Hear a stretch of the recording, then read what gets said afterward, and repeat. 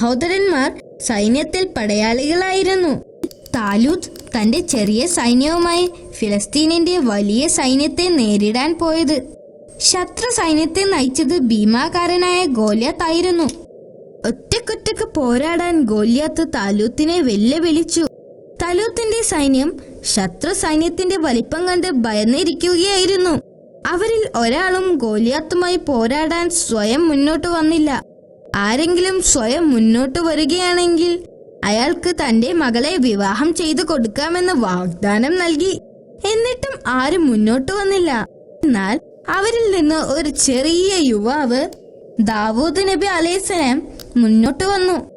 ആ യുവാവിന്റെ ധൈര്യത്തിൽ താലൂത്തിന് സന്തോഷമായി. യുദ്ധരംഗത്തെക്കുറിച്ചുള്ള വാർത്തകൾ അറിയിക്കാൻ പിതാവ് അയച്ചതായിരുന്നു അദ്ദേഹത്തെ. നിങ്ങളുടെ ധൈര്യം കണ്ട് എനിക്ക് സന്തോഷമായി. പക്ഷേ ആ കരുത്തനായ പോരാളിയോട് യുദ്ധം ചെയ്യാൻ നിങ്ങൾക്കാകില്ല. ധീരന്മാർ മുന്നോട്ട് വരട്ടെ.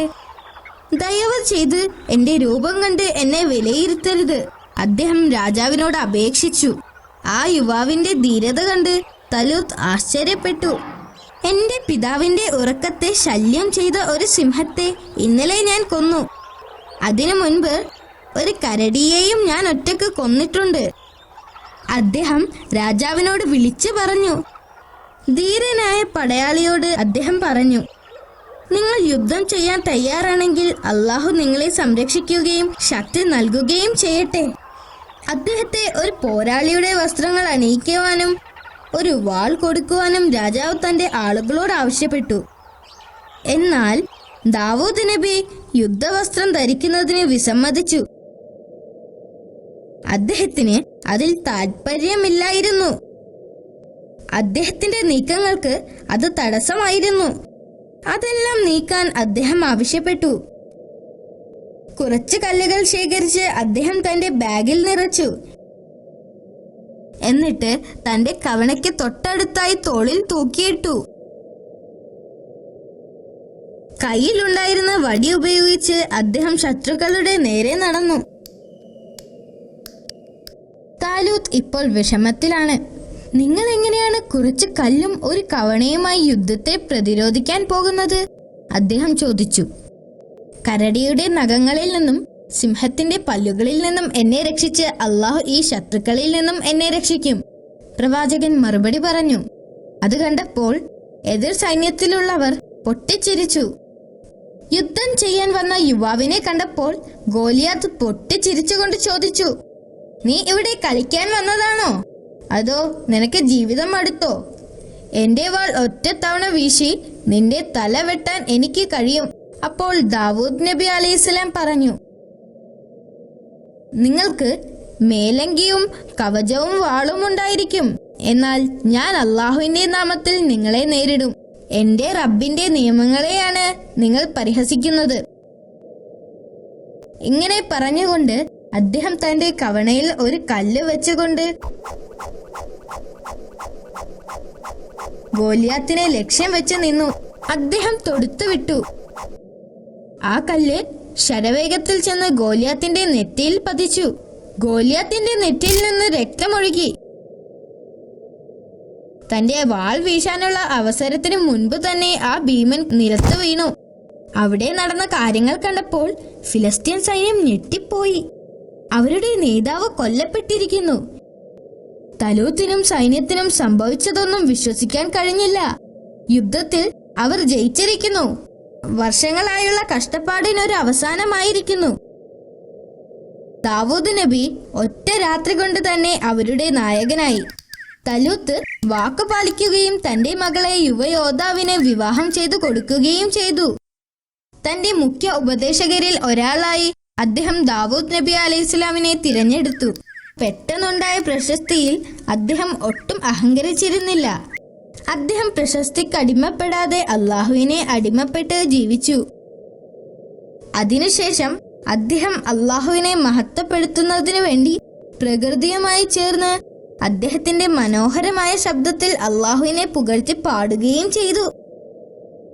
അദ്ദേഹം പാടിത്തുടങ്ങിയപ്പോൾ പക്ഷികൾ, സസ്യങ്ങൾ, എന്തിനേറെ പർവ്വതങ്ങൾ വരെ അദ്ദേഹത്തോടൊപ്പം ചേർന്ന് അള്ളാഹുവിനെ പുകഴ്ത്തി പാടി. അപ്പോൾ അള്ളാഹു അദ്ദേഹത്തെ പ്രവാചകനായി തിരഞ്ഞെടുത്തു.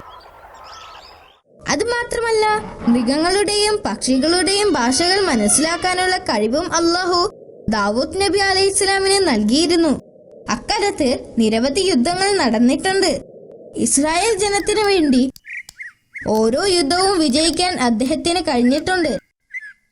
ജനം അദ്ദേഹത്തെ അങ്ങേയറ്റം സ്തുതിക്കുകയും സ്നേഹിക്കുകയും ചെയ്തു. അപ്പോൾ താലൂത്തിന് ദാവൂദ് നബി അലൈഹിസ്സലാമിനോട് അസൂയ തോന്നിത്തുടങ്ങി. ജനങ്ങൾ അദ്ദേഹത്തെക്കാൾ കൂടുതൽ പ്രവാചകനെ സ്തുതിക്കുന്നതും സ്നേഹിക്കുന്നതും അദ്ദേഹത്തിന് ഇഷ്ടപ്പെട്ടില്ല. തന്റെ വിശ്വസ്തനായ പടയാളികളിൽ ഒരാളെ വിളിച്ച് താലൂത്ത് പ്രവാചകനെ കൊല്ലാൻ ഗൂഢാലോചന നടത്തി. എന്നാൽ പ്രവാചകന്റെ ഭാര്യ അവരുടെ പദ്ധതികൾ കേട്ടു.